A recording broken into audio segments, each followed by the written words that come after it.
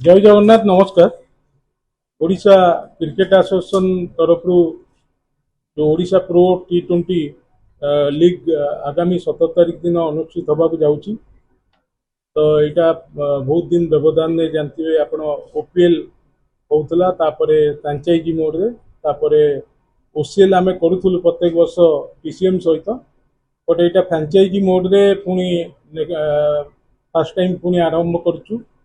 तो fast addition बहुत short notice भितर आम ऑर्गेनाइज करूँ कारण ये समस्त मैच को स्टार स्पोर्ट्स रे लाइव टेलीकास्ट करा जीवो एवं ओटीटी प्लेटफॉर्म जी की फैन कोड से लाइव करा जीवो। तो तांकर टाइम शेड्यूल और तांकर टेलीकास्ट टाइम शेड्यूल देखिकी ये सब जिन फाइनल हुए। तो आधे सर्वमोट 6टी दल भाग नौ समस्ते समस्त सहित खेलिए और बेस्ट 4 टीम सेमिफाइनाल खेलिए और फाइनाल 26 तारीख अनुष्ठित हो। आमर 17 तारीख टू यहाँ 26 तारीख पर्यंत चलो और दिन में गोटे मैच और दिन 2टारे गोटे मैच और संध्या 7टारे गोटे मैच अनुष्ठित हम। ओपनिंग सेरिमनी रे आमर ब्रांड एम्बासेडर जी की इरफान पठान ब्रांड एम्बासेडर अच्छा आमर former international player Debashish Mohanty सी अच्छा सी जेहेतु बीसीसीआई रे तांकर कंसाइनमेंट अच्छी सी ऑस्ट्रेलिया टूर रे जाउछंती। तो मोस्ट प्रोबेबली सी अवेलेबल रही परिबेनी किंतु इरफान पठान रहिबे एवं ओपनिंग सेरेमनी आमर जमी बॉलीवुड स्टार आमर लोकल आर्टिस्ट को लेकिन 5टा बेले अनुष्ठित हेबो। प्राय 2 घंटा धरिकी चलो और 7टा बेले संध्या 7टारे गोटे मैच जोटा कि भुवनेश्वर टाइगर कटक पैंथर सहित खेल। तो 6टा टीम जो अच्छी 6टा डिस्ट्रिक्ट ना रे अच्छी पुरी टाइटन्स गोटे टीम केउंझर माइनस गोटे टीम भुवनेश्वर टाइगर गोटे टीम कटक पैंथर गोटे टीम संबलपुर ओरियर्स गोटे टीम राउरकेला स्टीलर्स। तो ये 6टी टीम ना नामित करा जाइछि एवं आदि मु सबू मीडिया भाई मानू अनुरोध करी एटा गोटे प्लेटफॉर्म जोटा कि आपण माने जानी थिबे आम ओडिया पिला आईपीएल जो स्थान पाइबा एटा गोटे प्लेटफॉर्म एवं आगामी दिन में आमर बीसीसीआई जो 2020 इवेंट अच्छी से स्टेट टीम यही परफॉर्मेंस ही आमर सिलेक्टर माने सिलेक्ट करेंगे। तो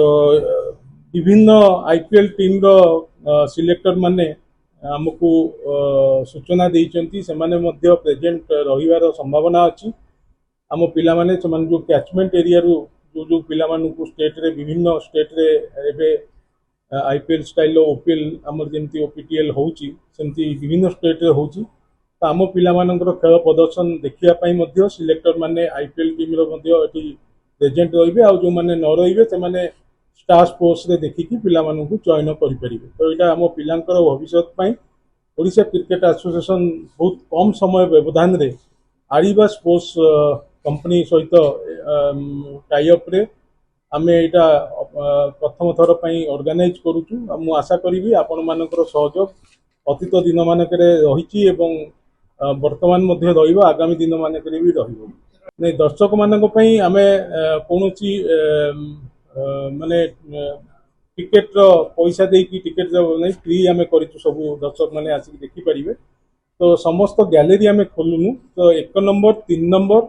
एवं 5 नंबर 6 नंबर यही 4टी गैलरी आमे खोलिबु।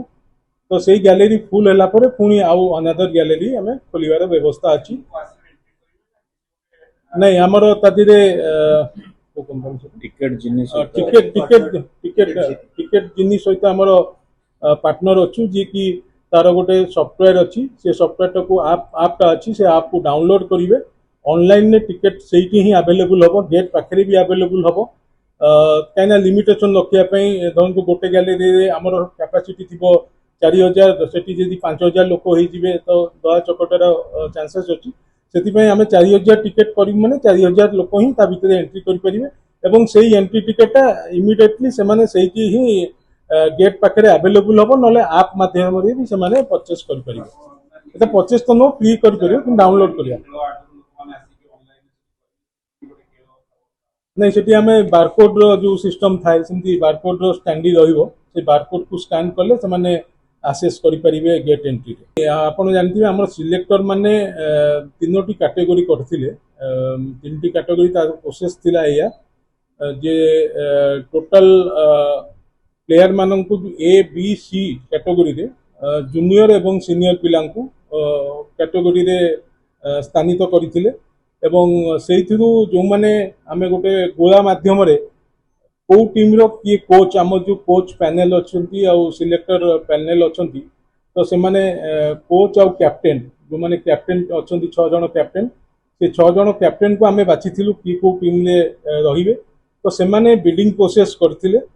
जार जो पिला दरकार से बिल्ड करते आउ जो पिला रही जाइए आउ 4टी नेता आम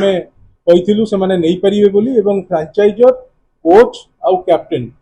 तो से जो पिला नवा कथा टीम रे ऑलरेडी से नहीं जाइछंती एवं सबु पिलांकर आकोमोडेशन आम भुवनेश्वर स्वस्ति प्रीमियम रे करिछु सेठी पिला रहिबा पई सेठू बस रे डेली जीवा आसिबा करिवे मैच खेलिबे एवं प्रैक्टिस करिया पई आम रेलवे आउ किट कॉलेज एमती विभिन्न ग्राउंड रे से प्रैक्टिस करिया पई आम व्यवस्था करी।